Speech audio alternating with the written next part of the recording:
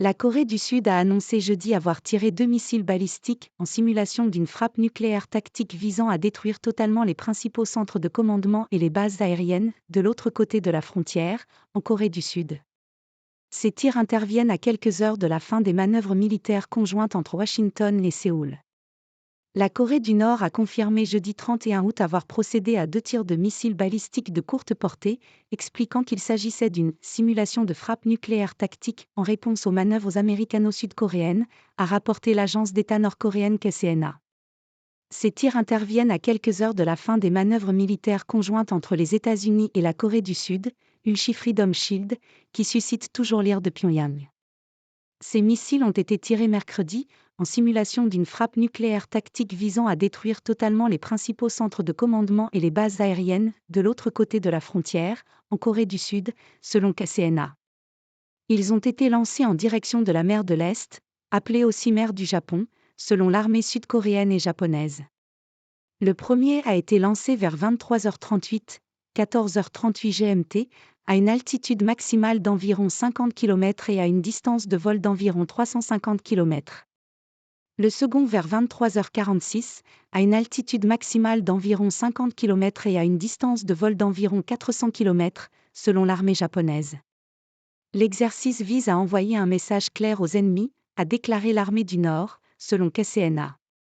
Se préparer pleinement à la guerre. Mardi, Pyongyang avait organisé des manœuvres militaires au niveau du commandement en réponse à celles de Washington et Séoul.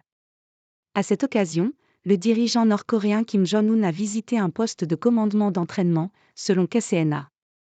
L'exercice a pour but de permettre à tous les commandants et aux sections d'état-major de l'ensemble de l'armée de se préparer pleinement à la guerre, a rapporté la même source.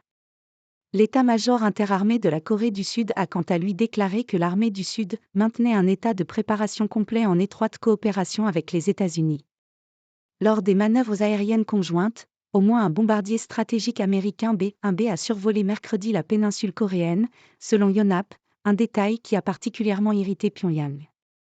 Le Nord a qualifié ce survol de « grave menace » qui est conforme au scénario d'une attaque nucléaire préventive contre la RPDC, République populaire démocratique de Corée. Le porte-parole du Conseil de sécurité nationale américain, John Kirby, en plein point de presse à Washington lorsque l'annonce a été faite, s'est refusé à tout commentaire. Danger d'une guerre nucléaire. Mardi, les États-Unis, la Corée du Sud et le Japon ont également organisé un exercice naval trilatéral de défense antimissile. Les trois pays ont renforcé leur coopération en matière de défense au cours des derniers mois, en réponse aux provocations croissantes de Pyongyang. La Corée du Nord a procédé à un nombre record d'essais d'armes cette année et effectué la semaine dernière sa deuxième tentative de mise en orbite d'un satellite espion, qui s'est soldée par un échec. Le numéro 1 nord-coréen a qualifié l'an passé d'« irréversible » le statut de puissance nucléaire de son pays et appelé à un développement accru d'armement, notamment d'armes nucléaires tactiques. Il a également appelé mardi à renforcer la marine nord-coréenne, affirmant que les eaux du pays regorgeaient du « danger d'une guerre nucléaire », ont rapporté les médias d'État. Les eaux de la péninsule coréenne ont été contraintes à devenir le point où se concentre le plus de matériel de guerre au monde, les eaux les plus instables avec le risque d'une guerre nucléaire.